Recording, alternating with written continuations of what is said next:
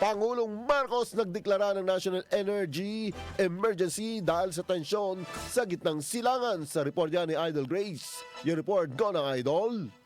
Nagdeklara si Pangulong Ferdinand Marcos Jr. ng State of National Energy Emergency kasunod ng tumitinding tensyon sa gitnang silangan dulot sa giyera sa pagitan ng US, Israel at Iran.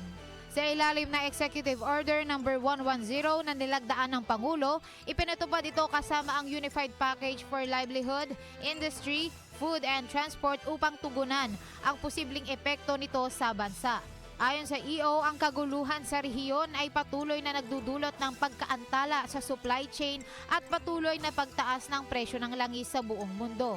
Binanggit din ang pagsasara ng Strait of Hormuz, isa sa pinakamahalagang ruta ng pagdaigdigang kuhaan ng langis na lalong nagpalala sa kakulangan ng produktong petrolyo sa merkado.